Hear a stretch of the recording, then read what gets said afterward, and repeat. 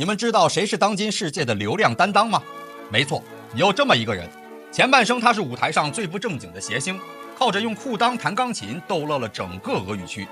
后半生他却拿起了 AK， 穿上了半永久的绿 T 恤，在5场之一的怒火下，硬是把那原本以为3天就能结束的戏演成了2战后最惨烈的战场。今天我们要聊的这位，就是把魔幻现实主义这几个字刻在脑门上的男人——乌克兰总统弗拉基米尔·泽连斯基。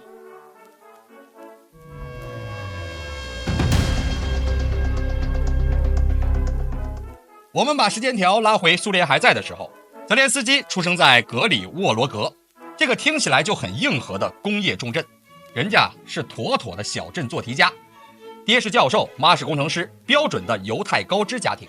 小泽呢也很争气，考上了名牌的法学院，但相比于枯燥的法条，他觉得站在台上听大家乐呵更有意思，于是他一头扎进了苏联版喜剧人大赛 KVN， 拿着兄弟组建了著名的95街区。那个时候这还是个纯的草台班子，但这哥们儿是真豁得出去啊！他和兄弟穿着裤衩，用不可描述的东西弹钢琴。那时候他就是个纯粹的乐子人，靠着讽刺乌克兰政坛那帮老油条，替老百姓出了口恶气。谁能想到这个装疯卖傻的小个子日后能当上总统呢？但如果故事只到这里，他也就是个成功的周星驰。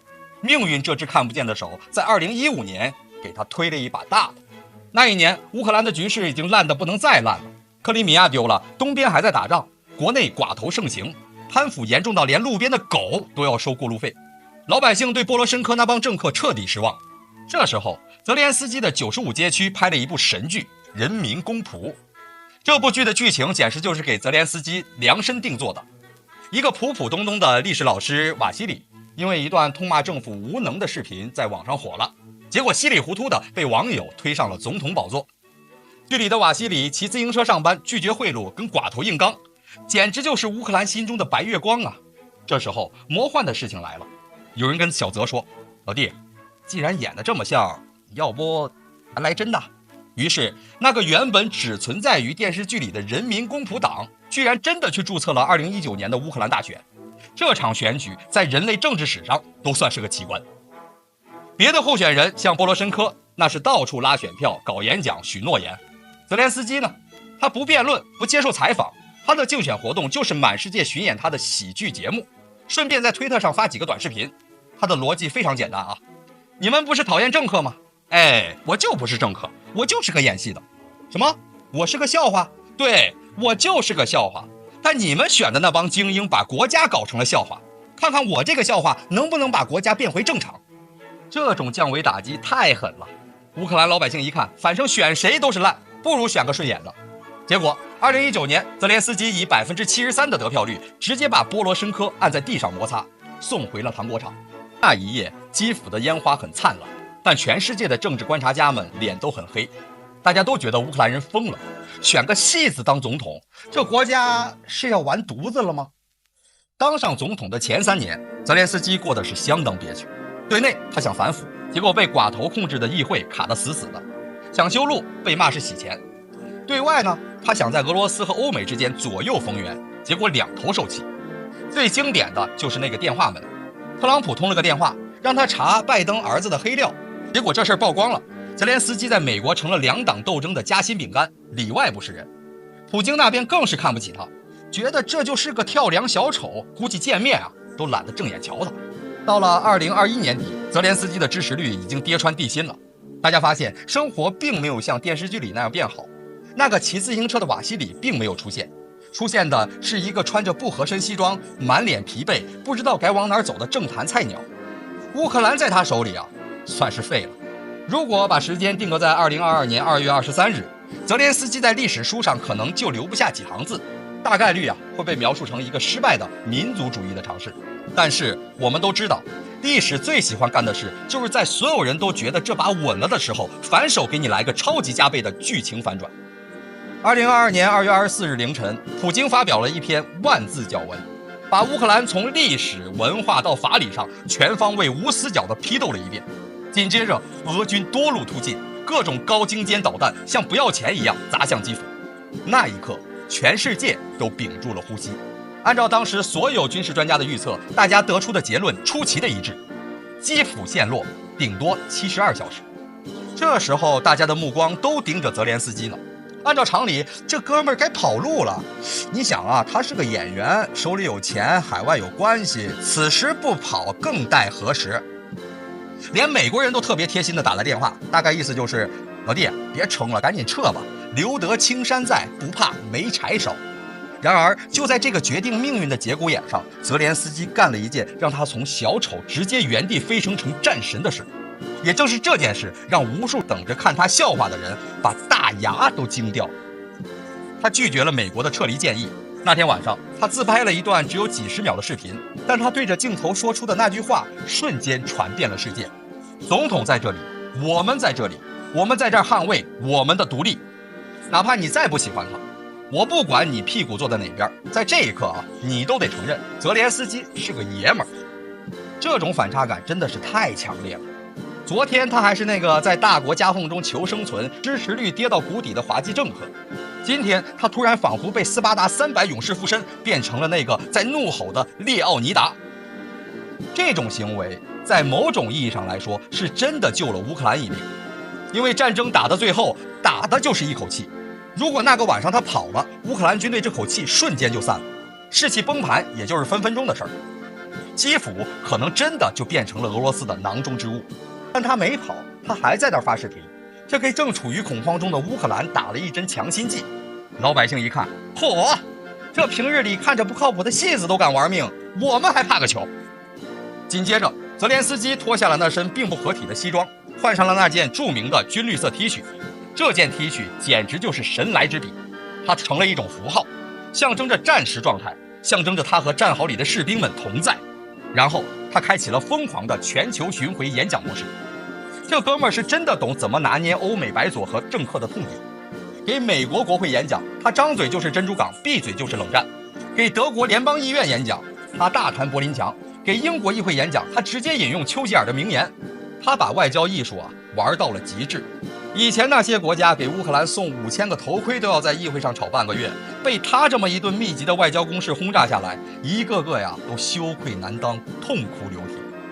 海马斯火箭炮、豹2主战坦克、爱国者导弹，甚至连被视为红线的 F-16战机，都在他这3寸不烂之舌的攻势下，慢慢的给掏了出来。这时候的泽连斯基已经彻底告别了那个搞笑艺人的身份。你看他的照片，满脸胡茬，眼袋深的能养鱼，但眼神里却透着一股子要跟人同归于尽的狠劲儿。他在基辅那个不见天日的地堡里，指挥着一场2战以来欧洲大陆上规模最大、最惨烈的地面战争。他把那个魔幻现实主义推向了最高潮。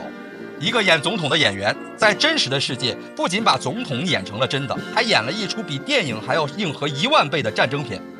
而且对手还是那个拥有几千枚核弹，让欧洲人瑟瑟发抖的俄罗斯。但是我们也得说点现实的。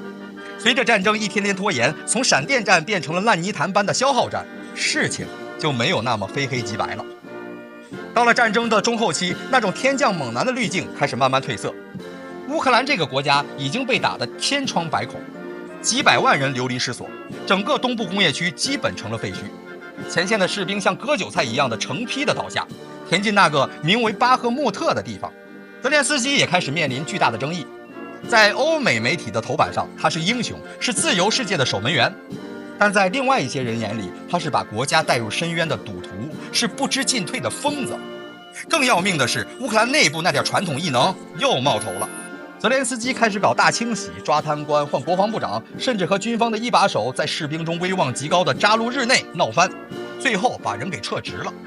大家惊讶地发现，那个草台班子的问题从来没有消失过，腐败依然像顽疾一样附在这个国家的骨髓里，连买个军粮、修个工事都能被贪污。这种事儿传出去，让那些捐钱的欧美纳税人怎么想？而且他在国际上那种近乎于讨债式的姿态，也开始让一些欧美政客感到厌烦。刚开始大家是同情，后来是敬佩，到现在是疲惫。毕竟地主家也没余粮呀。如果你仔细观察这个人，你会发现他身上有一种近乎偏执的韧性。也许是因为他演了一辈子的戏，最后发现只有这出戏他是绝对不能喊卡的。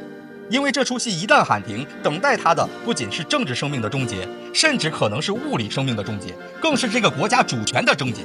我们回过头来看这几年的泽连斯基，简直就是一场全人类围观的大型社会实验。他用亲身经历证明了2件事：第一，现代政治有时候真的就是一场大型真人秀；第二，永远不要小看一个小人物的爆发力。现在的泽连斯基啊，就像是一个已经被锁死在舞台上的演员，脚下的舞台已经着火了，台下的观众呢，有的在鼓掌叫好，有的在骂街扔臭鸡蛋，有的已经看腻了这出悲剧，起身准备离场。但他不能停，他必须接着演，接着打，接着在那片废墟上高呼口号，因为幕布还没落下，剧本的最后一页还是空白的。结局会是什么？是悲剧英雄力战而亡，还是误国罪人流亡海外？我们现在下定论啊，还太早。泽连斯基这根钢丝是越走越险，脚下就是万丈深渊。但无论如何，当未来的历史学家回顾21世纪这段混乱的历史时，绝对绕不开泽连斯基这个名字。他用一种最荒诞的方式，把喜剧演成了正剧，又把正剧演成了悲剧，最后把悲剧演成了传奇。从克里沃罗格的钢琴师到基辅地堡里的酋长，这大概就是人类历史上最离谱的变形记了。这出戏还在演，我们也就搬个板凳接着看吧。不过说实话，看着他那张越来越沧桑的脸，我是笑不出来了。毕竟在那一个个段子和演讲背后，是无数真实的血肉和破碎的家庭。视频到这里就结束了，你对我泽哥有什么看法？可以在评论区留言。我是火力军，在这个充满不确定性的时代，让我们保持关注，保持愤怒，也保持思考。你的每一次点赞和转发，都是对深度思考的支持。让我们下期再见。好的，各位观众朋友们，我们频道一直在聊真实的军事资讯和武器装备，后台也经常有朋友问，有没有值得推荐的入门级模型？今天就和大家分享一款近期接触到的产品。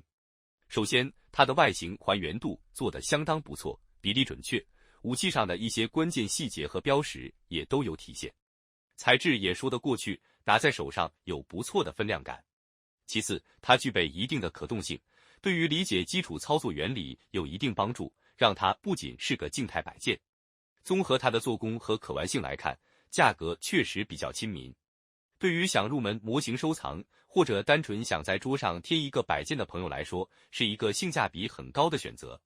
商品链接已经给你们上了，感兴趣的朋友可以自行了解。